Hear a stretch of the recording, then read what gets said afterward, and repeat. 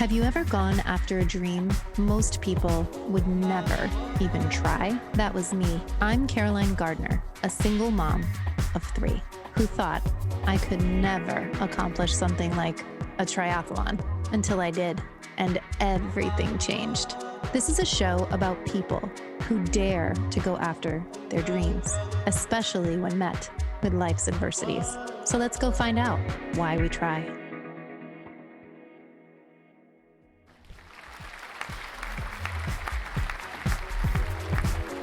Hey everybody, I wanted to come in here and give you a little introduction to this next episode. It is a conversation with not only a father and a husband and an avid outdoorsman, but also a cancer survivor. He is a USAT Level 2 certified coach, an Ironman finisher, and he's also the executive director of the USAT Triathlon Foundation, Dave Deschenes. Get your favorite beverage, sit back, and enjoy this episode. All right, welcome back, everybody. Today, as I mentioned, very special guest, Dave. How are you this morning? I'm great. Thanks, Caroline, for having me on this morning. Well, I'm very, very excited. Before we get in and learn a little bit more about you, we start the show with our favorite beverage. Did you bring your favorite beverage with you, Dave? So I'm based in Colorado Springs at the USA Triathlon headquarters. And those who've known me for a while, especially in the endurance space, know that I have a mild addiction to Starbucks. So my favorite beverage is just an iced coffee every morning, whether it's winter and it's 20 below out or whether it's 85 out in the summer, always iced coffee. Oh my gosh, no way. Wow. Yeah. Iced coffee no matter what. Cheers. I'm joining you with my cup of coffee. And look, a new little mug with my merch on it. Oh, very cool. All right, cheers. Here we go. A little coffee to get us going. I think that's so interesting that you like iced coffee no matter what. In the back of my desk, though. You do All right, there you go. That's for wind down, right? For the evening hours. There we go. End of the day hours, correct. Awesome. All right. Well, let's get started, Dave. Share with us, and I really appreciate you taking the time out of your very, very busy schedule to sit down with us and share a little bit more of a personal side of your story and introduction into triathlon. So if you wouldn't mind, please share with us your beginnings into triathlon and how you were introduced to it. Sure. So my wife and I were probably the typical weekend warriors. We would do the local 5Ks, 10Ks. We had a mountain bike that we bought from Target. So we were active and fit and healthy. We lived in the Tampa, Florida area at the time. And we had a 6-year-old son who was very active in, youth sports. He was doing t-ball and rec center basketball. And through our bicycling stuff and buying stuff from the local bike shop, we became very good friends with the guys at the local bike shop. And I was in there one day with my son, and there was a flyer on the counter, and it was Youth Triathlon XYZ, and it had the information on it. And I'm looking down while we're buying new bike tubes or whatever we were in for that day. And I'm like, Kyle, check this out. It's a triathlon. It's about swimming, biking, and running. It's what you do every day. You ride your bike around the neighborhood, you jump in the pool, you run around. So this is perfect. Do you want to try it? And he's like, whatever, I'll try it. We signed him up for the event. And a couple of months later, he did the event. He probably finished in the middle of the pack or so, but he completely fell in love with the sport. Immediately went on to quit rec center basketball and t-ball and little league. We found out from a friend of a friend that there was a kids triathlon in the neighborhood or in the community. So we signed him up for that. And as most parents do, they're involved in their kids' sports. So I started, we would bring him to practice and would kind of watch what was going on in the background. We'd be the parents standing in the background. And we started, the coach showed the team would start putting us to work and having us do things and help with the drills. And lo and behold, he became a crazy, crazy youth triathlete, completely fell in love with the sport. And my wife and I both said, well, he's getting really into this. It'll be great as he gets older. He can do swim team, he can do track and field or whatever. And we didn't know a whole lot about triathlon at the time. So we said, well, why don't we sign up for the local tri so we can understand the sport and kind of help him prepare for whatever he does. We signed up for the local tri. It was a reverse tri with the swim at the end. Fortunately, it was a pool swim, so you could walk if you needed to. After the bike and the run, I don't advise reverse triathlons often. being in the water at the end may or may not be the safest choice. But we did it, and the same thing happened to us. We got hooked and bit by the bug. During that time, I had a very professional career working in financial services and had been doing that for numerous years. And ultimately, my son encouraging us to participate in our first triathlon led me to kind of a midlife crisis of changing careers. I had the opportunity to go work in the nonprofit sector, and I worked for the Ironman organization for several years. And today I'm working for USA Triathlon Foundation. So it's all my kids' fault. It's all your kids' fault. I love that. Wow. I that is such an awesome story. I mean, it is true that our children definitely open doors to certain things in our life. And to hear that you guys were like, here, you go Yeah, first. you go do it. Yeah. And then you guys got into it. And I like that. I like that because you could really be supportive, to him. And then probably when you started going and doing some of these races, you realized, oh, wow, this is a big deal, right? It totally is. Today I have the Ironman M. tattoo on my calf, and awesome. We've run the gamut on our side. Some of our favorite memories were when we lived back in Florida. There were time trial start races that we would do as a family, and all three of us would go off together. My son would be in the front, I'd be behind him, my wife would be behind me. And so within 30 seconds of each other, we were all in the water, and then essentially we swam together and we did the bike together and crossed the finish line together. And of course, there may have been some jostling going on down that finish chute to see who was actually going to cross the finish line first. But we've got great memories of doing triathlon as a family because of that.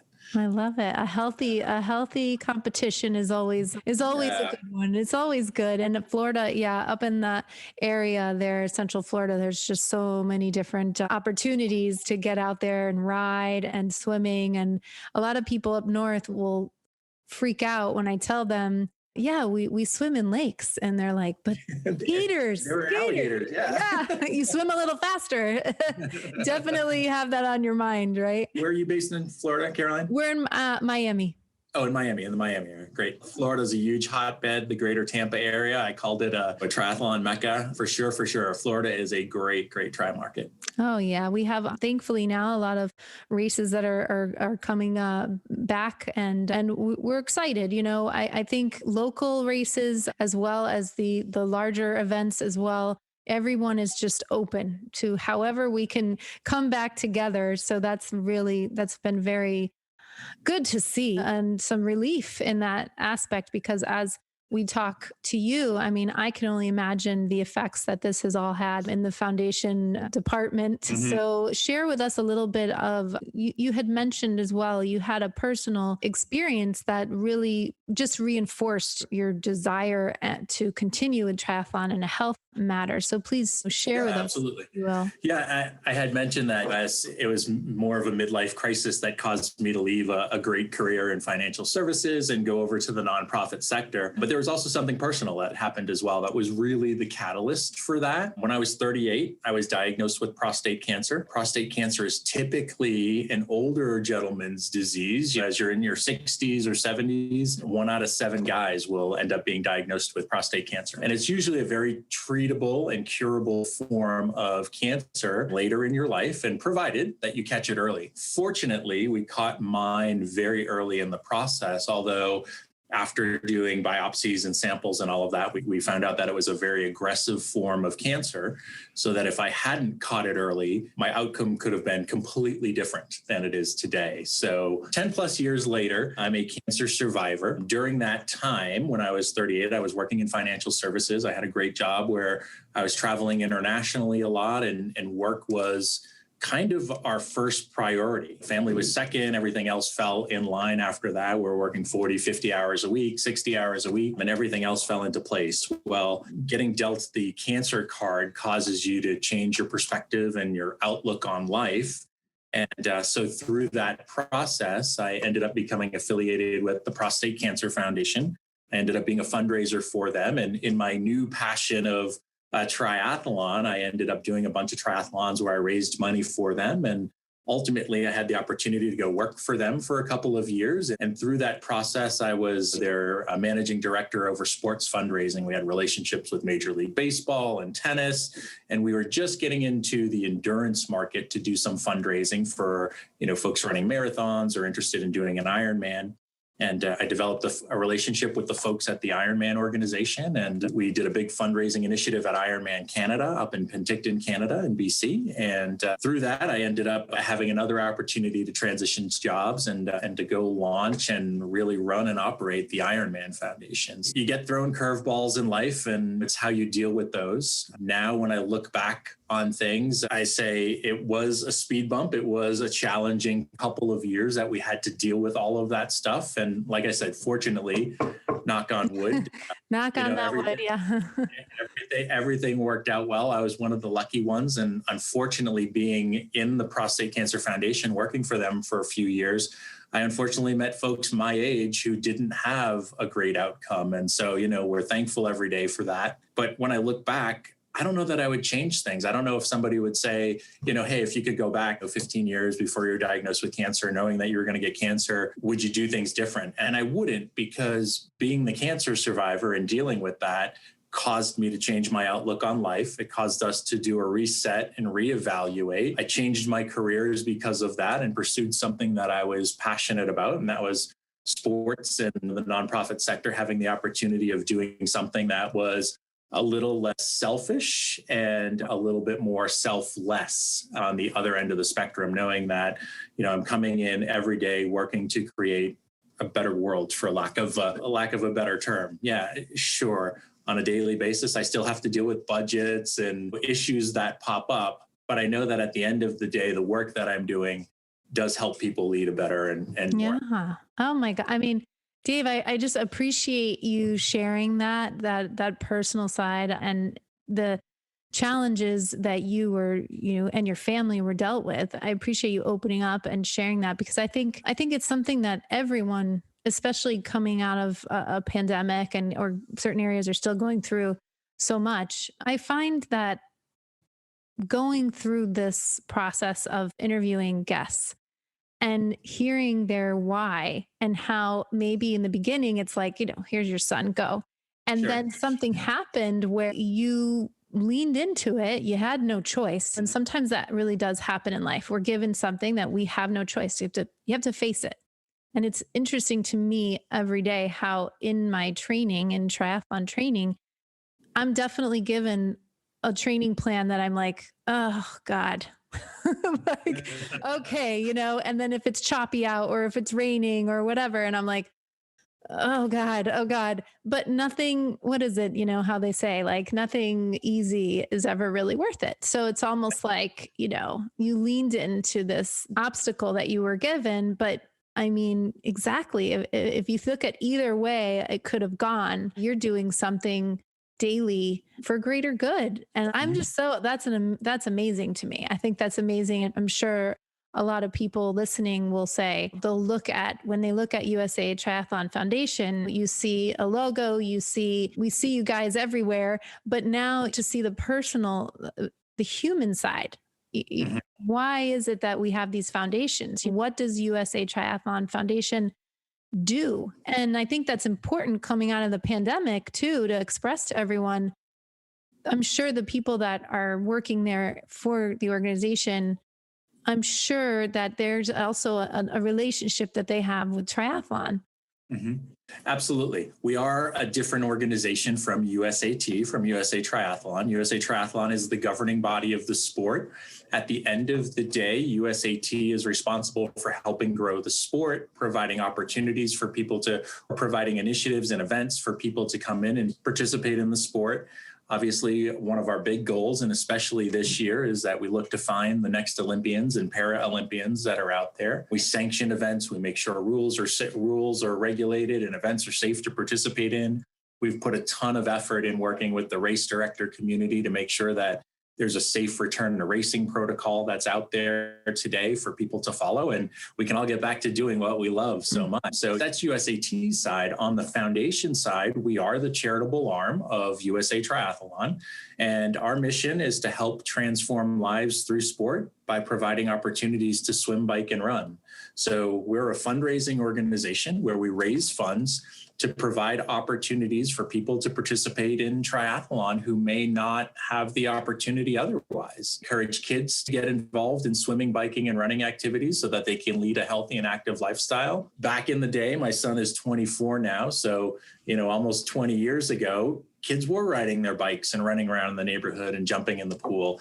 Today, kids are working out their thumbs quite a bit. There are a few kids that are active and healthy at a younger age because it's often easier to give them an iPad or a game or what have you and not be outside and enjoying everything that we all do on a daily basis. We work with physically challenged individuals and adaptive athletes to provide them with an opportunity to kind of follow the path line and the pathway to get involved in athletics even after their impairment or disability. And then, as mentioned, we work to support our up and coming future Olympians and Paralympians, the young kids getting out of college who may have been a swimmer or a runner, getting them involved in the sport of triathlon, providing them with equipment and coaching and camp opportunities to travel the world and participate in the ITU style of racing so that one day they can pursue their dreams and represent the stars and stripes on the world's biggest sporting stage at the Olympics. And it's a pretty cool job at the end of the day to say, I'm working in a sport that I'm very passionate about. I'm one of you guys. I'm a triathlete as well. And I get to do good through the sport of triathlon. So many of us, and I'm sure you do as well, have a story or our why. And obviously that's the name of the podcast here, What's Your Why? Or, why we try. And, we all have a story about why we got into triathlon. And so many of us would say that triathlon has changed my life for the better. It's made me more focused, or I'm active and fit and healthy now, or I overcame an issue and I wanted to do a triathlon to prove that I could do anything. So yeah, triathlon is an amazing sport that can change and impact people's lives for the better. Oh, that's so true. I have to say that for those listening, that if you're a beginner or, coming in after a long hiatus, and now a lot of us might have been doing that with quarantine or whatnot, attending an event just as a volunteer you get so much out of it. And I hadn't really ever done that. And I had the opportunity to go Sherpa, if you will, with my coach and his wife a while ago to Colorado, and to be able to see the beginning of a race. Usually I'm kind of in the back there. I'm not really at the front. And to be able to see some of the athletes that are going to be at the front, of course, the pros, but then even the para athletes. Wow. I mean, to have a moment where they're getting themselves ready and to see the team around them, it just hit different. It made that relationship for me with the sport and this particular events just come full circle, because a lot of times I'm just busy in my head of all the things that I have to overcome. But when you sit there and you see people who are going for it despite any obstacle in their way and the team that surrounds them, yeah, it's just very motivating, very inspiring. And to just be in that environment, I'm excited to have events come back. And with that said, how are things going? How are you seeing things? Tell us a little bit, if you can, of how things are coming back. Like, I think everybody's been hoping for this for a long time, right? We are seeing light at the end of the tunnel. The vaccine has been a huge boost for our community, the endurance sports community. And I think slowly we will start to see more and more events come back. At the end of the day, as I previously mentioned, USAT has worked, quite a bit over the course of the last year to work with our race directors and community officials to show that we can put on endurance events by following appropriate protocols to keep people safe and healthy and minimize the risk of infection from COVID. And several events have gone off during the course of the year. For those of you folks who are, living up in the northern part of the country, unlike Caroline, she can race all year long. But if you live in Minnesota or Washington State or Massachusetts, it's only just starting to warm up now. So it's normal start of the season for the vast majority of people across the country. Obviously, as mentioned, we sanction a ton of races for race directors during the course of the year, and we're seeing more and more races happen every weekend as we get further and further along.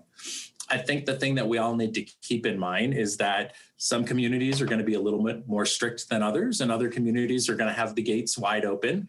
So some events will go off without a hitch and without minimal restrictions or anything along those lines. Again, I think because of the vaccination process. But then beyond that, other events may still have imposed processes and protocols that they'll have to follow and in place. And although you may be vaccinated, you may still have to wear a mask at an event because the race director wants to ensure to the community that we're following this protocol. We're making it safe for people to come into your community from outside of the community. And at the end of the day, they want to be able to put on their race again and again and again in the future. So we're seeing light at the end of the tunnel. USAT, as you know, puts on numerous championship events across the country, whether it's our draft legal championship that's taking place next weekend in Virginia, our duathlon national championship that's in Tuscaloosa, Alabama, and a couple of weeks after that, age group national championships in Milwaukee in August.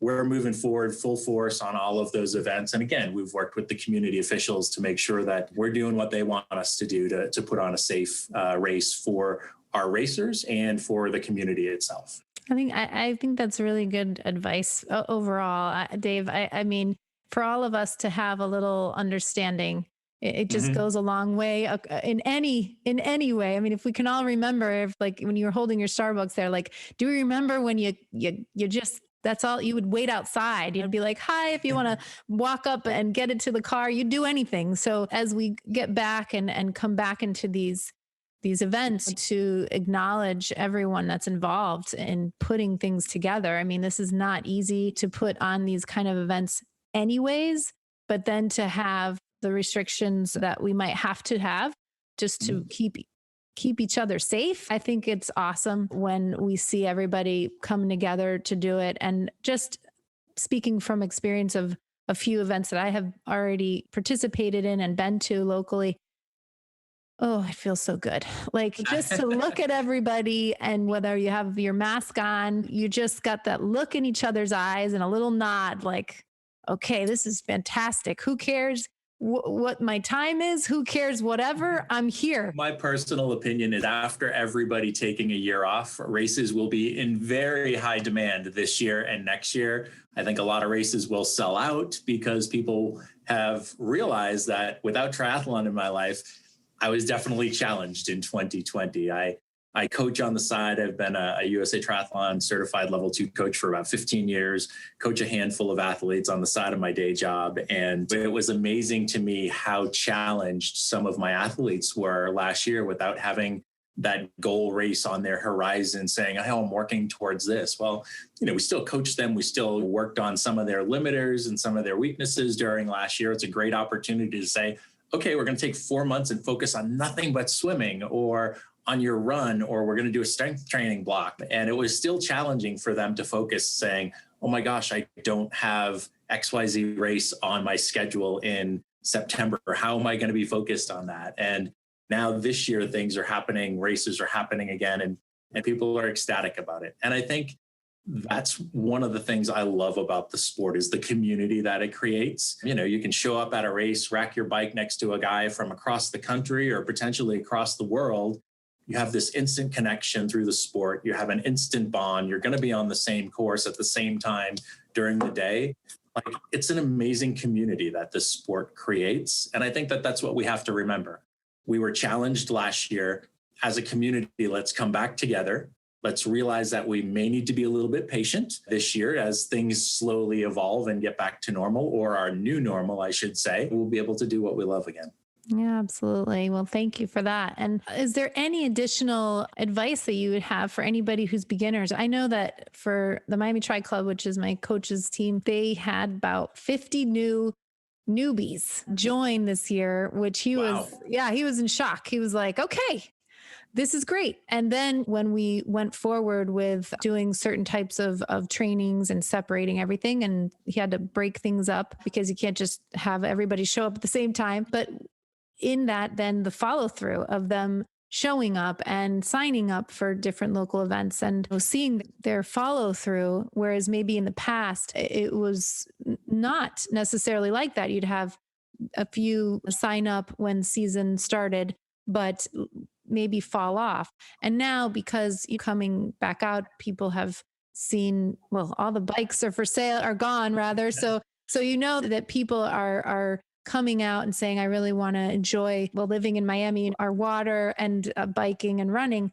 So I wonder if for those beginners that are listening, any advice that you might have for them as they start their journey. Well, I think that was certainly one of the positives that came out of COVID last year. Effective mid-March last year, everybody went back and worked from home.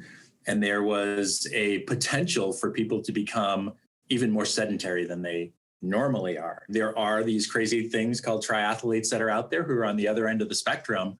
But the normal person who may have not been active or leading a healthy lifestyle, they took COVID as the opportunity to start going for walks in their neighborhood, to go out and buy a bike and start riding a bike, because they couldn't do a lot of the same things that they had before. As you alluded to, bike sales were through the roof last year. Many bike shops and retail stores like Target or Walmart were out of bikes all season long.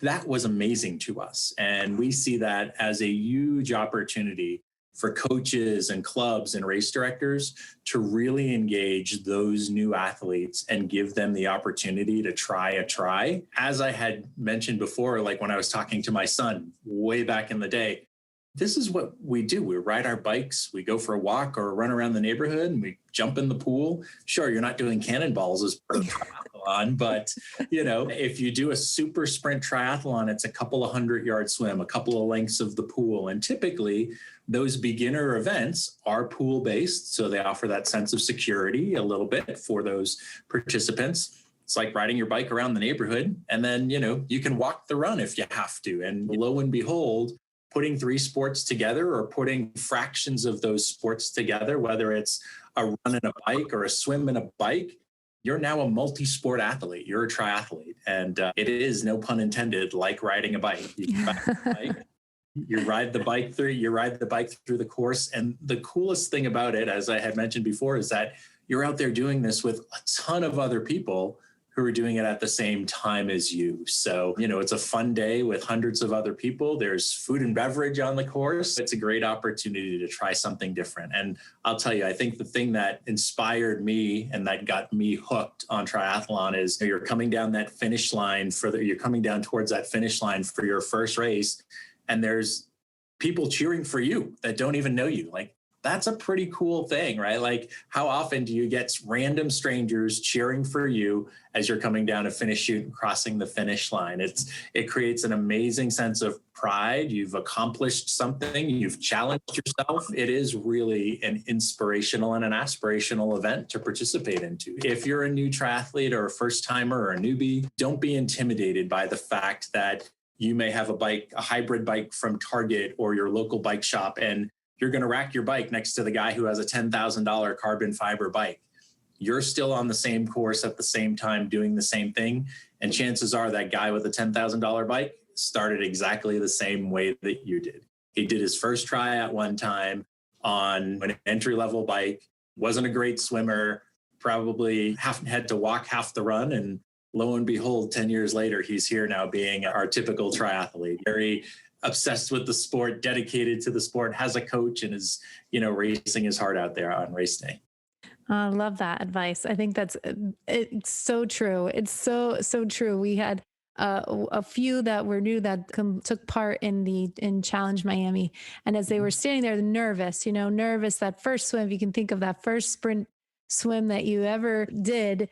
And to one of the guys, I said, well, you know what? Today's a PR day. So no matter what, no matter what you're doing out there today, it's a PR day. So he was laughing and he was like, oh my God, that's so true. And I'm like, yeah, we got to get our head out of it sometimes and realize, like you said, not a lot of people are doing this. The majority aren't anyway. So acknowledge that beginnings are great. And I'm sure we all remember our first. So that's awesome. All right, Dave, we're going to do the rapid fire round here. Go ahead and get another sip of your iced coffee there. I'll grab a little coffee too. I'm ready. So rapid fire round we do to just get to know you even a little bit better. Here we go. Okay, number one. For swimming, are you a bilateral breather or you favor one side? Bilateral. Wow, Keeps me in balance. that is admirable. That's goals. And I would say swimming is my weakness. I can run and bike much better than I can swim. But I was just talking to a new triathlete earlier this morning and encouraging him to say, you know what? If swimming is your weakness, it's worth its weight in gold just to go take a couple of lessons from an official swim coach who can teach you some basic technique. If you learn how to swim properly, it becomes so much easier. Totally agree. That's awesome. Number two. All right, on those long rides, this is not a race, but a long ride. Is it bib or tri-shorts? Bib. I agree. Absolutely. Nothing like a good pair of cycling shorts. Absolutely. And there must be chamois cream involved. Yes. Okay. So look at you. We're already on to the next one. Oh my! That's what I was going to say. All right. So is there a particular one that you prefer? Is there one that we should look into, or a few different ones? I mean, what are we going to do here? Chamois creams have come out and evolved, and there have been some very creative names that come out have chamois cream market over the last couple of years. But I still go back to the original chamois butter. Chamois butter, yeah, that's a good one. And I like the fact that when they put them in a little package, because in that way you have it there if you have a long ride, you know? Yep. Okay, number 4. How do you take your eggs? Do you eat eggs? How do you take them? I do eat eggs, and I eat them over well. So, hard yolk flipped over. There you go. Awesome. And then number 5, are you a sunrise or a sunset when it comes to triathlon? Oh, sunrise for sure. Like it's funny, right? If you have to get up early for a day at work, it's miserable. It's hard to get out of bed. But on race day or a good weekend training ride or something like that, it's like, all right, I'm at the park at sunrise and I'm ready to go. And you're feeling invigorated. You're excited about the day. So yeah, for sure, sunrise. Sunrise. Awesome. All right. And so now the bonus question is, all right, you're at the finish line and you need an all-out song. What is your go-to all-out song for that to get you over the finish line? Going for it. Is there one favorite? It is by 3 Doors Down, called The Champion in Me. Awesome. Really cool rock song. I'd encourage you guys to download it on Spotify or whatever you do. A really cool, inspirational, The Champion in Me. All right. I will definitely, I'm going to be creating some, I think a playlist here from all the songs that everybody's been giving me. So I will definitely include that. Oh man, Dave, today was awesome. It was so great to get to know you and your personal story. I really appreciate you opening up and sharing all that with us. And I will definitely put all your information in the notes of the show so everybody can find out how they can help and what they can do in order to continue all the wonderful things that you guys do at USA Triathlon Foundation. And I'm just really appreciative of you guys as we come back. And thank you so much. Caroline, thank you. It's been my pleasure to be on today, and best of luck with everybody's season. Hey guys, thank you so much for tuning in to this episode of the Why We Try podcast. It is a complete honor to be able to bring you these amazing guests and all this information to your ears. Please leave me a review at the end of this in Apple Podcast or Spotify or wherever it is that you listen to your podcast. Also, you can reach me on Instagram at Why We Try Podcast. Send me some information. If you think you should be on this show or you know somebody who has inspired you, send me an email at caroline@whywetrypodcast.com. I do read every single one of your emails and I do read every single one of your reviews. You can also send me a message on Instagram and I would be happy to hear what you have to say about this show, any questions that you have or comments that you have. I'm here for you guys. Don't forget to bring your favorite beverage wherever you go and tune into the Why We Try podcast. Have a great one.